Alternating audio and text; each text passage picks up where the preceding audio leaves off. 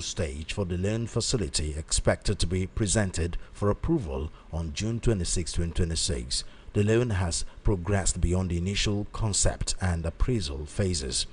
If approved, it will come off as the second largest loan facility after the approval of $1.5 billion reforms for economic stability and stabilization to enable transformation development policy financing approved by the World Bank in June 2024. The borough is listed as the Federal Republic of Nigeria, while the Federal Ministry of Finance will serve as the implementing agency. Nigeria's external debt as of December 31, 2025 stood at $51.86 billion, while its total public debt is currently at $110.1997 billion. The loan is at the decision-making stage of the World Bank's project cycle, a point at which the lender's management reviews the financial and the final appraisal package and determines whether the project should proceed to the Board of Executive Directors for approval. The stage comes after appraisal and negotiations have been concluded, with key policy actions, financial terms, and reform commitments already agreed in principle between the borough and the World Bank team. In the World Bank process, the decision meeting represents a near final internal clearance, after which the project is prepared for formal board consideration where final approval is granted. The World Bank has approved about $9.35 billion in loans and credits for Nigeria between June 2023 and May 2026. These approvals span multiple sectors including power, education, healthcare, agriculture, social protection, renewable energy, MSME financing, and economic reform support.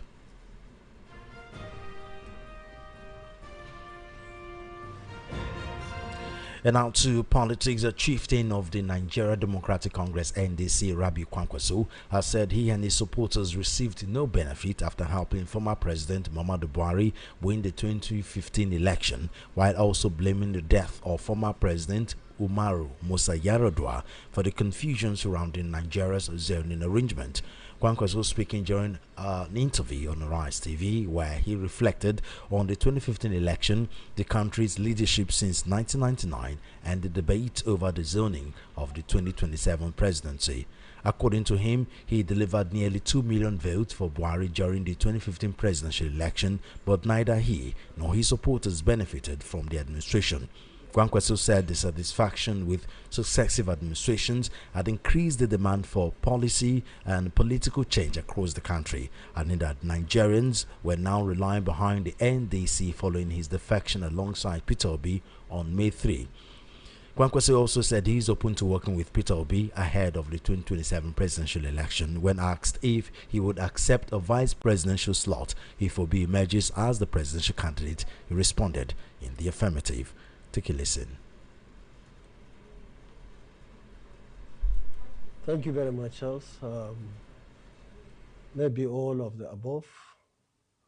But let me say that I am so happy that I joined this rapidly growing party, the NDC. I believe so far so good. We are doing well. And I met people that I can call like minds, ranging from the leader of the party, Senator Dixon, the former governor of Bayelsa State, of course, Peter Obi, the former governor of Anambra State, and many other leaders that are today in our party. And I believe that many more are coming. And I'm happy to say that right from day one, we sat down together, we looked at the situation on the ground in this country, and we decided to take some major decisions, including what you just mentioned, that is zoning the presidency to the south for 4 years. And of course, after that, the presidency will rotate to the north. We are very happy that we are loyal party members wherever we find ourselves. We realized even before we joined the party was contemplating to zone it to the south for many obvious reasons. And therefore, almost all of us joining from the north, we accepted, because as it stands now, people are debating. Some would say it should come to the north. Others will say it should go to the south.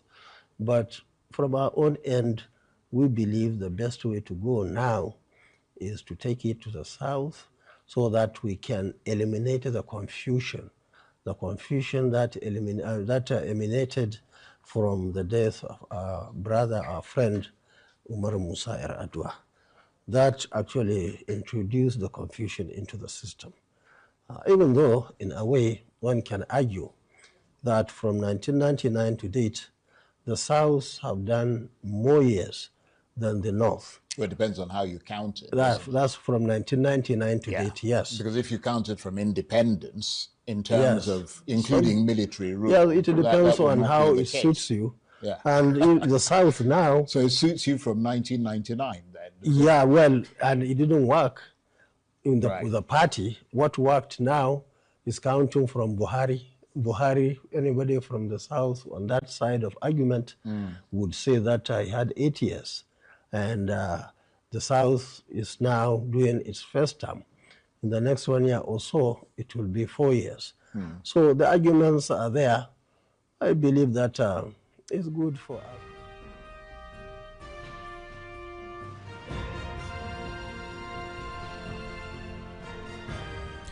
Still on party politics, signs of internal disquiet have continued to dog the All Progressive Congress APC ahead of the 2027 elections, as dispute over consensus candidates use allegations of manipulation and growing defections unsettling the ruling party across several states.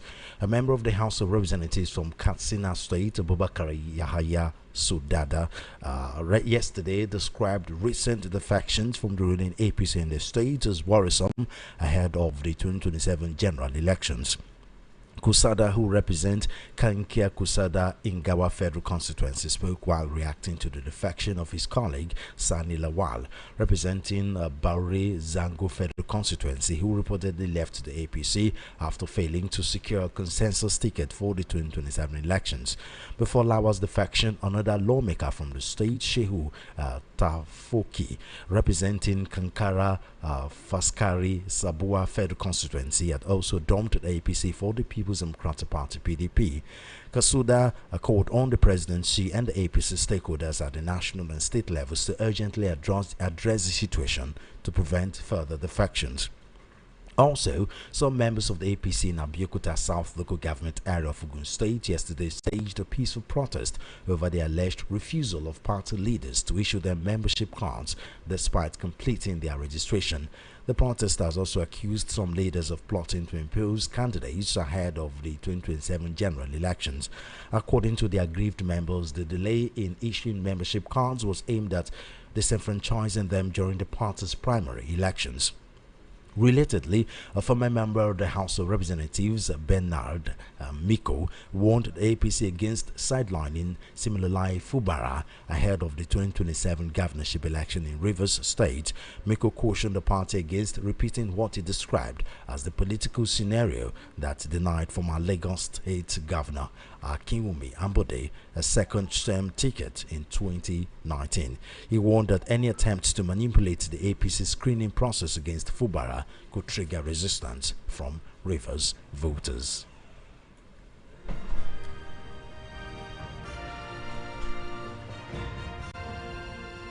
Away from party politics to election matters now, the Independent National Electoral Commission (INEC) says over 1.4 million members of the National Youth Service Corps (NYSC) will be deployed for the 2027 general election. Joasha Mukpiton, INEC chairman, spoke when he paid a courtesy visit to Olakunle Nafiu, the Director General of the NYSC, at the Yakubu Gowon House in Abuja. Said the meeting with the NYC senior management team was an honor, added that he was not just a formal courtesy visit but on a mission of profound gratitude. He said core members have participated in most election cycles since 1999 and that INEC could not conduct elections in Nigeria without NYSC. Amokwiton explained that for the 2023 election exercise, INEC deployed approximately 1.2 million ad hoc staff, noting that it was a staggering fact that over 70% of that massive workforce was working on the workforce required for the forthcoming 2027 elections. The chairman said over 1.4 million ad hoc staff would be engaged, with core members being in the majority as usual.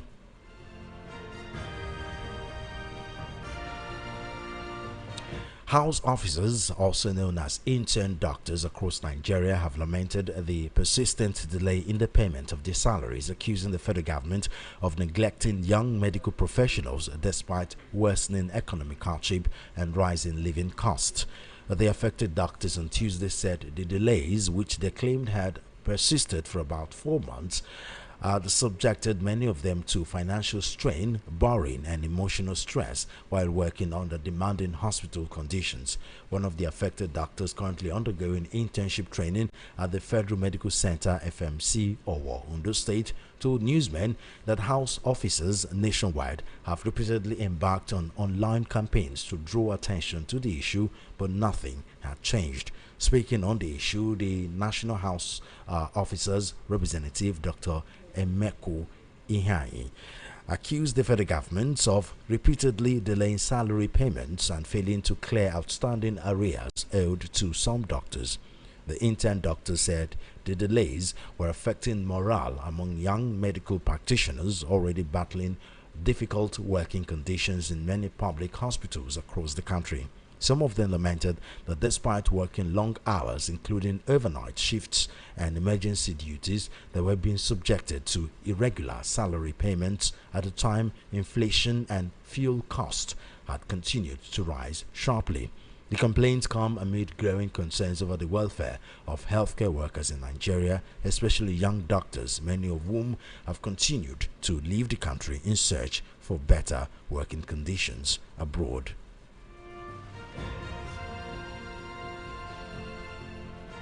The Socio-Economic Right and Accountability Project (SERAP) has filed an appeal against the 100 million naira defamation judgment delivered against it by the Federal Capital Territory High Court in Abuja in favor of officials of the Department of State Services (DSS). In a statement issued on Tuesday by SERAP Deputy Director Kolawole Uluwadare, the organization described the judgment delivered on May 5, 2026 by Justice Yusuf Alilu as a travesty and a miscarriage of justice.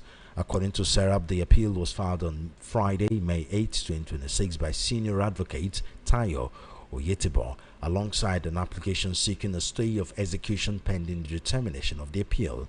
SERAP stated that the notice of appeal already filed will be amended upon receipt of the certified true copy of the judgment to incorporate key portions of the judgment that further highlight its flawed nature. The organization added that appeal and accompanying application for stay of execution provide adequate legal protection pending further proceedings.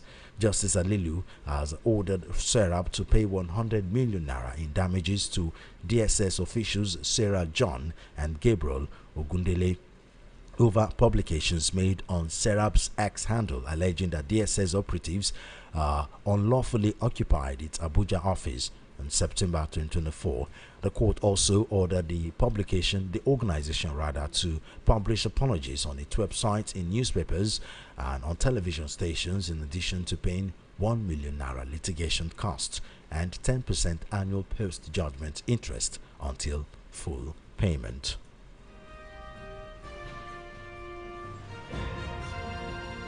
You are currently listening to the World News at 12 right here on Voice of the People 90.3 FM. We'll go straight to our analysis segment. We'll have Elvis Elimihele. He's a public affairs analyst. Mr. Elimihele, thank you very much for joining us on the news. Good afternoon, Solomon. How is your day?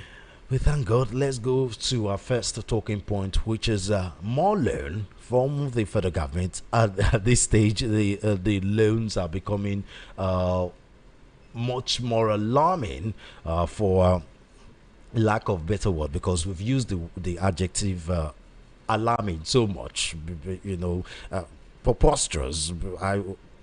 I lack a superlative right now to try to describe this loan, and this particular one is $1.25 billion, not naira, billion.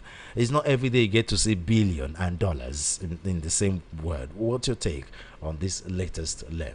Well, Solomon, you are sounding as if you are not a Nigerian. You say much more alarming. Is that not that adjective you use? Yeah, much more alarming because we've sounded the alarm. Yeah, We've been sounding the alarm for a You while. are alarming because you are not part of the beneficiary, Solomon. If Oh. you were part of the beneficiaries of this loan, you will say that loan is not leprosy. That you can afford to take as much as possible because it's not leprosy. Because you are not benefiting, that's why it's alarming before you. Well, your appearance look like your beneficial of the loan. If I was one of the beneficiaries, I won't be in this studio too. So Oh, okay. You'll be in London I would or have New been York. I would have been in Kenya probably. Oh, And okay. Probably from there to Rwanda.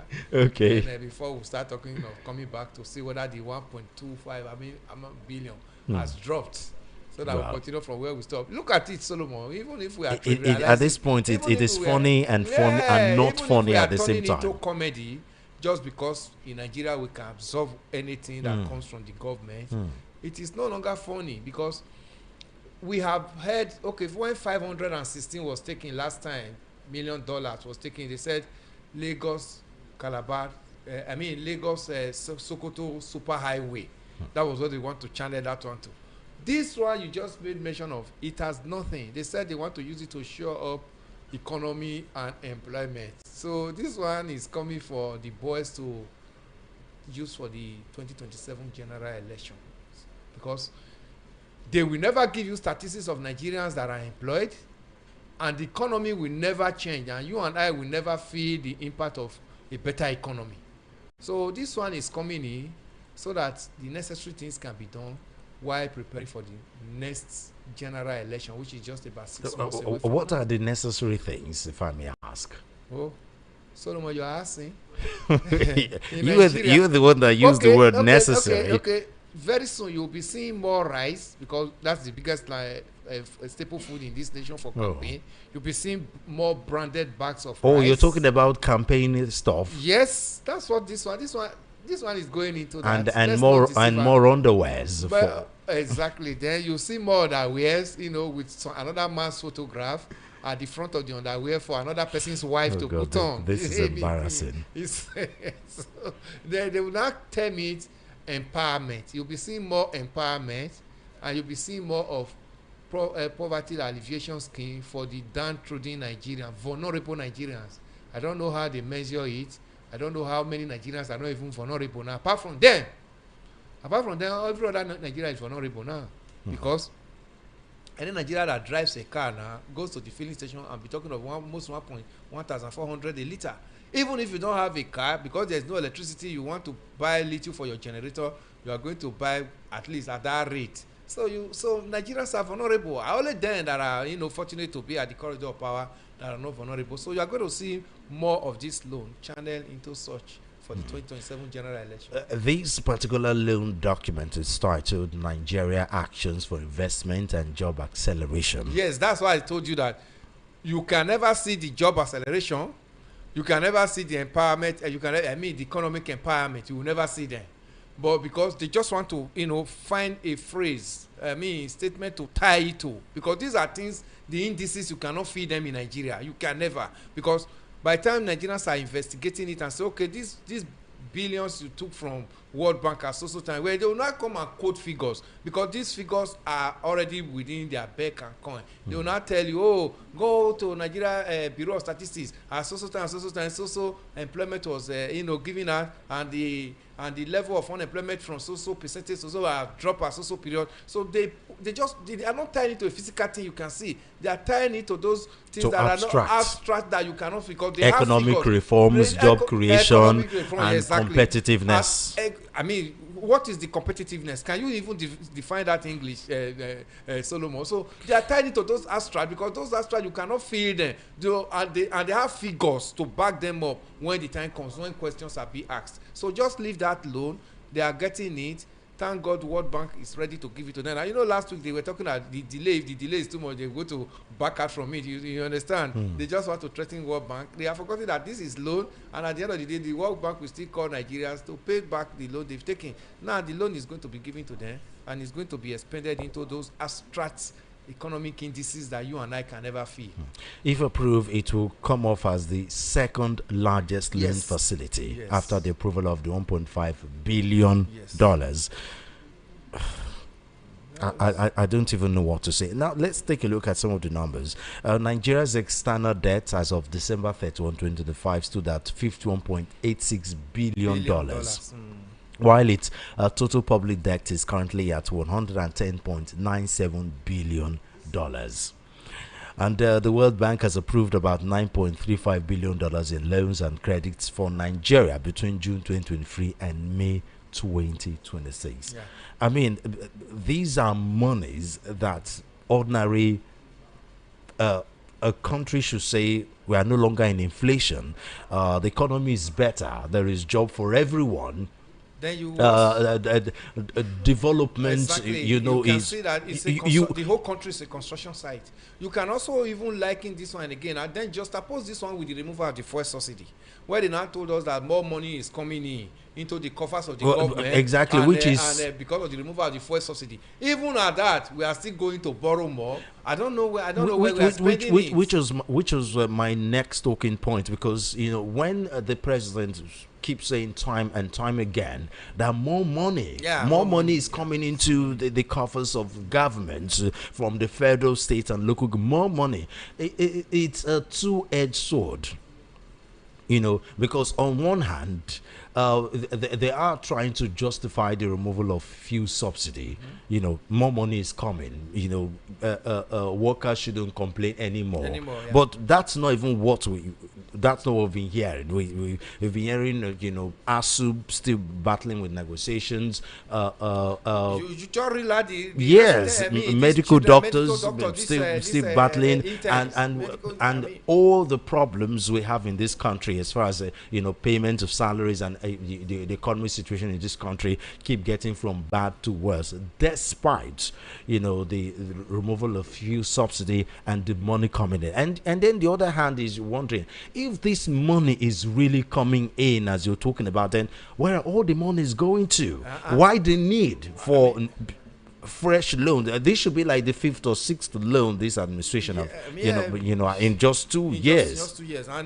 And I remember that even the other nine that now made it to tell NNPC, don't be deducting our source, pay everything into the coffers of the federal government, then we will now pay you your royalty and whatever. Other nine has also shown up this money. It was reported in the paper that about 380 something billion has come in from NNPC into the FAC account. So all these ones are coming in, and yet we still go out and begin to borrow from even a kiosk. Little kiosk abroad. Anybody, any financial institution that has a little office abroad, Nigerians will seek loan from there. You know, somebody said very soon they'll be borrowing from OPay and PalmPay and all that. So we'll get into that level. When you add the tax revenue coming, you know, from directly, you know, obviously the new tax is still it's also coming in. It's also coming as controversial as it is. You know, Nigerians have been, you know, have been complaining about it, but they've been complying to the tax, you know, and all that. When you have all this money comes in, where all the money going to? The flamboyant lifestyle in government, Solomon, will not allow you to know where this money is going to. Do you know the number of persons that travel with the president now over almost a week now, you know, abroad? And just Kenya they went to France, they moved to Kenya, and they said they are still going to go to Rwanda. You cannot imagine the number of days and the ESTA code in servicing everybody that went with the president, the kind of lifestyle they are living there. Now, do you know the number of persons? Part of it is what we are talking about in the studio now. All the money goes to those ones. We are talking about those ones that traveled. Those ones that are left behind are on their own in Aso Rock and wherever in their respective office and ministries. You know, a minister will line up a convoy of about 20-something cars. All those are high capacity cars that you know the quantity of fuel it consumes. That is just going to the office. It's not when the minister is traveling, he's traveling with aides as well. The same way the president travels, the same way the vice president travels. You understand? So by the time you finish servicing all this, Solomon, where is the loan? Where is the money from the tax? Where is the money from the NNPC that Odanai has just started bringing in? And where is the removal of the fuel subsidy that we said it was going to bring more money for development? That at least Nigerians can now have development that we'll be proud of, and to fight insecurity. And that reminds us that even with all this, go and look at the life Nigerians are living in IDP camp. Very, very degrading lifestyles Nigerians are living in IDP camp. No toilet, no houses, no food, and nothing. But some Nigerians, are feeding and the rains are coming. The rains are coming. They are living in floods. Tents that are built with nylon. Nylon papers. Tarpaulins and nylon papers. That's the kind of life they are living in IDP camp. And this IDP, over 3 million Nigerians are in IDP camps. Nobody is talking about them. Nobody is talking about, okay, let's face this insecurity head-on so that these people can be restored back to their ancestral home and face their business. They are forgotten completely. And the loans keep trickling in. The removal of the fuel subsidy bringing more money into the fact. Then we are still talking about Abuja alone. Then come and spread that one around the 32 states where the governors are emperors in their respective states, Solomon. Because as they move these things, you saw what Uzodimma said over the weekend, that yesterday, that the economy is doing so well, governors share more money now, but is it reflected in the life of Nigerians? It's only reflecting in the life of the governors, because we know that they go to Abuja now and have more facts allocated to them. At the end of the day, the people cannot feed. The people are wallowing in abject poverty more than before the APC government came in. And of course, we're also in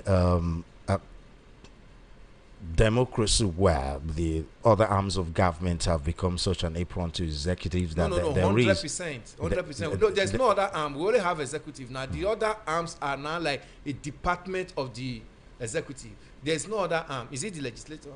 The legislative arm is completely gone, and that is even the bride of democracy.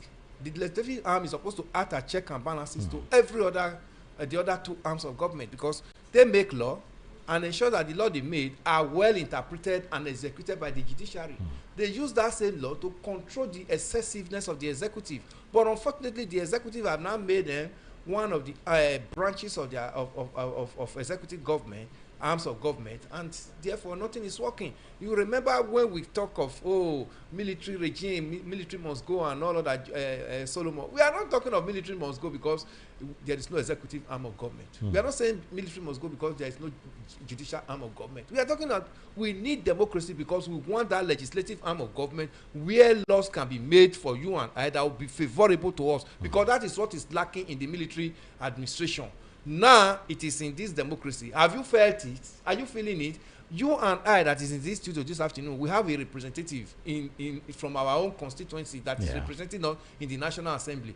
What is the benefit of that, your representative, that has affected your life positively as since this democracy came into being? You cannot count it. And these are some of the things some Nigerians are looking at, where they're beginning to wonder that the military we chased out, the democracy we wanted. I'm not sure this is the kind of democracy we No, this is not the type. This is not the type. That's why Nigerians must not be silent. We must not be gagged. We must be out to tell this government that this is not the democracy we fought for, because the president told the world that he's a Democrat. If this kind of democracy he actually said he was in the trenches to fight for, I think we are disappointed. Indeed. Okay, let's go over to party politics, where Rabiu Kwankwaso had an interesting interview yesterday where he talked about so many things, about some of them including the fact that he and his supporters received no benefit after helping former President Muhammadu Buhari win the 2015 election. Obviously, former President Muhammadu Buhari, his his issues while in government keep piling The up. profile, we have not known much. More will continue to come up. At You least know, this one had just spoken yesterday. He also talked about the death of former President Umaru Musa Yar'Adua that have created confusions around Nigeria's zoning arrangement. Yes. He also talked about his defection to the NDC and his relationship with Peter Obi. And when asked if he will accept a vice presidential slot for Obi if Obi emerges as the presidential candidate, he responded in the affirmative. What's your take on this interview? Because I'm very sure you listened to it. I watched that interview live yesterday. You know, because of the nature of our job, we actually go around to know the latest. Solomon, one thing I took from Dr. Rabiu Kwankwaso yesterday was that high horse, he has come down from it. Yes, you know, that was what that killed opposition in 2023. It would have been better than this if, you know, they were able to have an arrangement and sheathe their sword and, you know, come out of that arrogant lifestyle and was able to join with Obi last time. Maybe it would have been better than this. It would have been where we are today. You understand? At least that his 1.9 million vote added to Obi's 6.1 million vote would have, you know, where would have been talking about? The president had 8.9. That's if INEC, if Nigerians. No. I mean, those are the one INEC even released to us. That's the one we are quoting now. You understand? But when I saw him spoke yesterday, I said, okay, at least it's like this economy, the rain is actually beating everybody now. You know, when the rain falls, it doesn't. It's not affecting only one roof. At least that lifestyle of it must be me and it affects high-rise buildings, skyscrapers, and bungalows, yes, and hot house, and even huts. You know, that's what I saw yesterday in him. At least I saw that level of you know, arrogance has completely gone. This is, let us actually see how we can work together and get Nigeria, you know, moving again. Good. I love that. I just believe that they should be able to actually, you know, work together when the time comes to move Nigeria forward. Yeah, he talks about, you know, the death of Yar'Adua distorting the zoning arrangement. Yeah, he was quite right. Yes, when Yar'Adua died in 2009. That was the turn of the North, yes, actually. It was the turn of the North. And, you know, he has only done 2 years in that administration before he died. Then, okay, the onus lies that President Jonathan, the vice president then, obviously, constitutionally, that's supposed to be the situation. Will step in and complete that tenure. Then, you know, PDP was very arrogant. PDP never knew that this kind of thing was going to happen, you know, with the boasting that we're going to rule this nation for 60 years. But today, ask me where is the umbrella, it's torn apart. That's another history for another day. With more rain on them. Yes, that should serve as also an example to APC that there's no champion forever. Anybody can, you know, come up and become champion. Sometimes today now, nobody is talking about Usain Bolt again. Usain Bolt has, you know, gone out of the scene. That's how it is. So I come to the death of Yar'Adua. One would have expected that after the completion of that Yar'Adua's tenure, constitutionally allowed by Jonathan, who was his vice, now stepping as president, APC would have done their homework very well and said, this tenure still belongs to the North. Let the North, you know, come in and complete it. That was not done by APC or PDP? Sorry, PDP. PDP would have done that and say, okay, let this tenure be completed by the North, since unfortunately nobody can question God that the president died. But that was not done by PDP. Jonathan had contested the 2011 election and he won. No problem. Instead, it was a joint ticket, you know. But what happened in 2015 was what was not supposed to be allowed by PDP. That was where they wanted Jonathan to contest again. The Jonathan came in again, even with the constitutional arrangement and this situation of whether he's even eligible or not, to contest and even with again. this gentleman arrangement to the North and to the South, they jettisoned it and gave the ticket to Jonathan. That was when the umbrella started having cracks that turned into where we are today. We now saw that at the end of that, Jonathan lost that election. PDP find themselves nowhere, and since then it has never been business with, as usual with PDP again. So he spoke on that yesterday. That was actually true. That was the insincerity and not holding your word as your bond by PDP, and that's what PDP got to where we are today. Then he also spoke about Obi and himself has actually now come out and yes, if NDC has already told Nigeria they've zoned into the South, if they can, you know, give them the ticket as expected, then we can maybe let's see whether Nigeria just 4 years. Yes, for the next 4 years, let's see whether Nigeria will be able to, you know, come out of where we are now, because what we are talking about now is that let APC just be out of the saddle for now. Let's see whether another party will be better or will be worse. Let's see whether this, what we are going through in Nigeria, that every party that comes in is like a cause, whether it's actually Nigeria will be talking of going for deliverance. You know, we are good at going for deliverance. If this problem is for Nigerians, or we will not see that it was APC that actually, you know, put us in this situation we are. If the 4 years of NDC, as they said, are able to win and come into power and put frameworks on ground, nobody is saying that 4 years is enough to solve Nigeria problem. But Nigeria just see that at least there is a government working. And 4 years to breathe. 4 years of breathing. To that breathe we cannot see that the next person because that is coming in. we keep going from bad towards every administration, every year. Administration that was coming in will not say, oh no, this is what is on ground, build on it. Because when you are saying government is continuum, we keep continuing in the worst one. We cried about Buhari. Buhari said change in 2015 to 2019.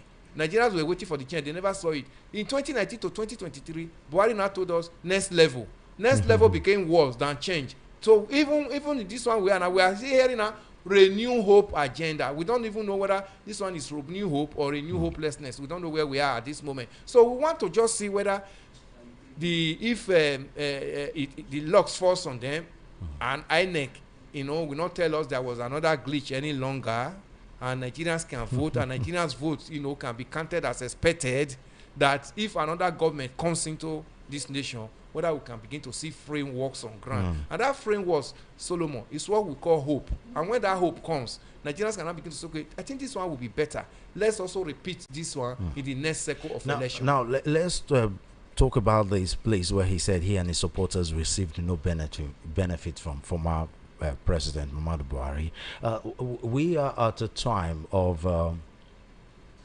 tribal divide, where people are more concerned with people from their tribe being at the top than someone that will benefit everyone. You know, we are different. Our way of reasoning is different. You know, there are some people, they don't care even if they are drinking Gary, as far as they can relate either in terms of tribe or religion to the president, the person at the top. Sort of a bragging right. It's okay for them, but I'm not sure so many Nigerians like that. They just want someone that will make their life better, irrespective of where the person is from. Statement like this reaffirms what some of us have been preaching, that because your man at the top does not is from your tribe doesn't guarantee that your life will be better. This is a typical example of that. Yes, it is, because even as we're talking of APC today, those that are singing the praise of APC, they don't have a separate filling station. They don't have a separate market. You understand? So that's what when he says there, he himself and his followers did not benefit from former president, despite Buhari, his huge input. Yes. One will wonder, because as at that time he was in APC, and the governor of his state was also APC, Ganduje, who was also his vice. And he was a Buhari person. Ganduje was his deputy. And that he did not benefit was actually like, Buhari was a kind of Buhari's government was a kind of a government that nobody could determine. Buhari knows, he only believes in the people that he knows that are around him. And you remember there was a time in this nation when we were not clamoring that. Isn't it the same for this government? Yes, even when the ministers were not working, Nigerians were shouting that change these ministers that are not delivering. It was none of Buhari's business. The next thing will tell you, I'm not aware, that was Buhari's language. Then even when the service chiefs were no longer delivering, service chiefs, change this chief of armed forces, the chief of naval staff and all of that. Buhari was, was paying deaf ears until it became so worse. So many of them actually got disappointed with Buhari's lifestyle of government, because it was just that small cabal that were around him. Even his wife Remember, late president's wife also complained that this is not the kind of government he was expecting from her husband. That most of the people that actually work with the husband, they don't even have access to Aso Rock too. So what Kwankwaso actually, Dr. Rabi Kwankwaso actually said yesterday was true, because people who were actually very close to Buhari at the time were not having access to Buhari. You also remember Baba Buba Galadima, who also tell you the same thing, because these were people who worked for Buhari in 2015 to 2019, and they never got the result. And these are some of the situations that brought the rumor of Buhari's death and the Buhari we have in Aso Rock. Yes, because people who were close to him who have been able to dispel that rumor will no longer have access to him. And you remember even this senator from Borno State, this popular senator from Borno State, he keep telling you that they don't have access to Ali Ndume. They don't have access to the president. Now, because of time, let's go over to APC, where the cracks are getting wider in the APC, with stories of consensus candidate, allegations of manipulations, which has started making some people defect. I think the defection window is closed now, so I'm not sure if most of them can defect. More persons have been coming out to complain. The latest is a member of House of Representatives from Katsina State, Abubakar Yahaya Kusada, describing recent defection from APC as worrisome. He talked about APC failing to he's finding it difficult to get ticket because of consensus problem. Now, but the biggest story that have come out of this issue with APC is with Rivers State, where the governor Similai Fubara and his 32 of his associates were rejected and were denied by the APC screening committee in Rivers State. What do you make of this situation? No, Solomon, it's not a new thing. We saw this coming. We knew it was going to get to this level. You understand that APC is not going to be Uhuru. It's not going to be Eldorado when it gets to this level. We are going to we are going to be seeing more party people, getting disgruntled because of the way they were treated. Because when they said consensus and direct primaries was that is in the electoral act, that was, it means we already knew that there were landmines, there were banana peels on the way. By the time you are not in the good book of the political leaders, you will not get the tickets. You understand? So that's what is playing out. I'm sorry that Timilai Fubara and all his supporters are trapped in this quagmire, because he didn't act as a politician. He's not a politician. So similarly, Fubara has never been a politician. He's a technocrat, and because of that, he didn't play politics as expected of a politician, because we saw this coming. And some of the things that they are telling us. But we thought with his defection to the APC, Wike will back off. But the news we're getting is that apparently Wike is as influential in APC as he is in PDP. No, but it depends on. We were told that he signed some documents. We were not there. If he signed that he was not going to come back for a second tenure as a leeway to, he's being impeached. There was the impeachment on air at that time. He was sent about 3 times. About 3 times. He went to Aso Rock. I mean, this is very last one. Went to Aso Rock, and when he came out of Aso Rock, they said the matter has been settled. They now dropped the impeachment. We didn't know what he went to sign closed door.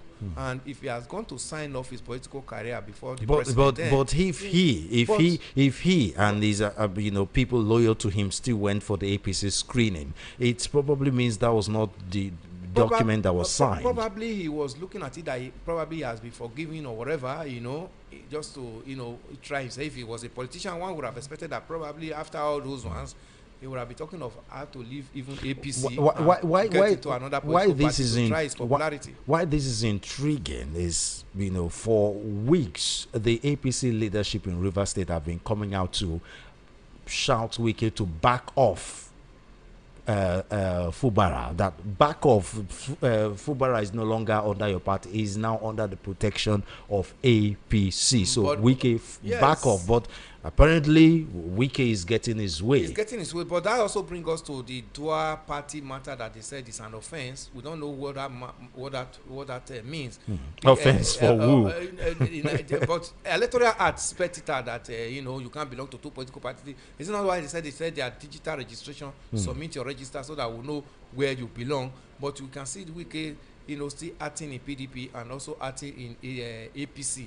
And he has said it yesterday that the coalition, Rainbow Coalition, was going to be what is going to bring the leadership of Rivers State come 2027 election. So I don't know that kind of arrangement, how the constitution of and the electoral act has allowed him to now have a Rainbow Coalition arrangement that is not going to be, talking of unseating the sitting governor. And again, APC has sold out their own right to just one man, that a sitting governor who is under their umbrella cannot be dropped off because of just an appointee of their own administration. Remember, Wike is not elected in PDP, in APC. It's just an appointee. So I'm looking at the leadership of APC, where they are going to kowtow in this matter, Solomon.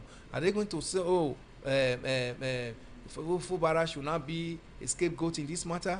At the advantage of Wike, then that means the leadership of APC cannot be trusted. Because obviously, if rumors are anything to go by, Wike is already causing a whole lot of issues in the APC. In addition to the plenty other, because some APC chieftain have coming out to say, why is Wike having this much power? No, APC. I was even expecting to hear from the national leadership of APC, national, especially the secretary. There was a time he accused the secretary of because there's some billions that was left by the emergency government in the coffers of the Rivers State, and that's what all of them are flocking around to go and be part of it.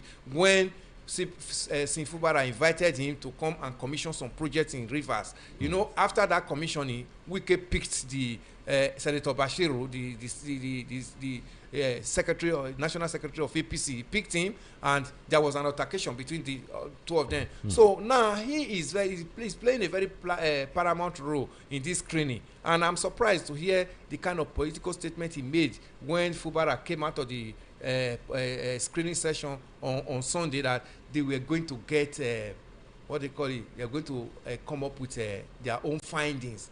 They're going to release it. That was a political statement, because we saw all the political razzmatazz that followed the other governors that went for that screening. When they come out, the pre-press and all that, but we saw that he went in. It was not more than 20 minutes he came out. Whether that was where they now showed him that there is already a statement that you have signed that you are not going to contest second tenure or whatever, nobody knows. But if there was a credible electoral umpire in Nigeria, and somebody, if you are aggrieved in one party, you would have gone to another party and said, let me go and test my popularity with my people, because Rivers people were with Fubara all through. But I don't know how Rivers people will take this. This slap is on the leadership of APC and the people of Rivers State. And even Fubara, that you said, didn't play his politics. He didn't play his politics. Because he's not a politician. But the people love him. At the time, he was making some double statements that were not too friendly with the people, especially during that emergency room when he said, do you even know whether I'm interested in going back on the stuff? And this is, becoming a general thing among most of the people that defected to APC. I'm sure when they defected to APC, they, of course, they went for different reasons. One, for APC to be a cover for them for whatever skeleton they have in their cupboard, and to back off EFCC or ICPC, allegedly, on their back. But some of them would definitely want political advancement for a reason why, because obviously there were a lot of issues in the opposition party. APC looks like the stable political party where their political advancement to continue, but it looks like a lot of them have been complaining. Former Cross River State Governor Ben Ayade is one of those that are crying. Former IG yes, crying that they are not giving them any chance. And what were you there were people in APC before you defected to that party. That was what I kept. I've said this thing severally in the studio, that Solomon, there was going to be issue at this time. There were original Aborigine APC members before this defectees. The defectees or the adopted APC members start coming in. Where do you put those original members who, even while in opposition, they so loved the party to the extent that they held on to the party while in opposition? But this the fatigue that came in, it's like they are now the one that are now more recognized that they are Aborigine members. So it is the APC now that we are looking on, where Nigerians are looking onto the leadership of APC, how they are going to manage this and sell this ship. Apparently, it looks like the ship is sinking. This might end up becoming another PDP where obviously some of them can't defect anymore because of the new INEC rule. The laws, as at this morning, is like National Assembly. They will say they are waiting for INEC, to take one of the newspaper. I think Guardian newspaper this morning, the headline, the boats there was talking about the fetus and INEC role in it. Yes, the House of Rep has actually passed that law, but the Senate has not done it, and when so there's still room for defection. Yes, anyway, we'll see how this goes. We have to go. Mr. Elimihele, thank you very much for your time. It's always a pleasure talking to you. And thank you, Solomon. That was Elvis Elimihele, a public affairs analyst, talking to us on VOP 90.3 FM, the World News at 12. And now to stories outside Nigeria. Russia resumed strike on Ukraine as a 3-day truce expired on Tuesday, attacking the capital with drones and killing one person in the eastern region of the Dnipropetrovsk, the Ukrainian authorities said. The Russian military, meanwhile, said it has shot down 27 Ukrainian drones after the ceasefire expired. U.S. President Donald Trump had announced the truce on Friday, hours before Russia's World War II victory celebrations, saying he hoped it will mark the beginning of the end of the 4-year-old conflict. But even before it expired, the two countries had traded accusations of attacks on civilians that violated the truce. As the ceasefire ended on Tuesday, Kyiv came under drone attacks, according to Ukrainian authorities. Kyiv's regional military administration told residents to remain in shelters and said its air defenses could be operating in the area. Russian strikes in eastern Ukraine killed one person and wounded at least 4 others, regional military authorities said. There were so many other wounded in other regions. Ukrainian President Volodymyr Zelensky said on Monday that fighting with Russia was ongoing despite the truce, accusing Moscow of not wanting to end the war started by President Vladimir Putin's February 2022 invasion of Ukraine. And finally, on our sports news, Dembele has defended his selection as League One Player of the Year for the 2025-26 campaign despite limited starting opportunities this season. The PSG winger started only 9 league matches in the campaign but still claimed the top individual award. Dembele finished ahead of a strong shortlist that included PSG teammate Vitinha and Nuno Mendes, as well as Marseille forward Greenwood and Florian Thauvin. The award marks the second consecutive year he has claimed the prize. The result sparked debate among fans and pundits, with some questioning how a player with relatively few starts could win the league's top individual accolade. Speaking in the mixed zone after the ceremony, Dembele acknowledged the decision surrounding his win but insisted he made his minutes count. The PSG star also shared a light-hearted moment with teammate Vitinha during the ceremony. While praising the midfielder's performances, Dembele jokingly suggested his lack of goals may have worked against him. Despite the debate surrounding his playing time, Dembele's output across the season remained impressive. With 20 appearances in League One, the winger produced 10 goals and 6 assists. His influence became particularly important during the second half of the campaign as PSG pushed on to secure another league title. Dembele's ability to deliver decisive moments in major fixtures helped strengthen his case among voters. And just before we go here again, our top stories. Federal government in more financial controversy as talks with World Bank for fresh $1.25 billion loan continues. Kwankwaso blames death of former President Yar'Adua for the confusion surrounding Nigeria's zoning arrangement. INEC to deploy 1.4 million core members for 2027 elections. Nigerian doctors lament delayed salaries, accuse Tinubu government of neglect amid hardship. Outside Nigeria, Ukraine and Russia resume strikes as truce expires. 1 dead. And in sport, controversy throws Dembele's League One award. And that's the world news at 12 on Voice of the People 90.3 FM. I am Solomon Ofem. Good afternoon and thank you for listening.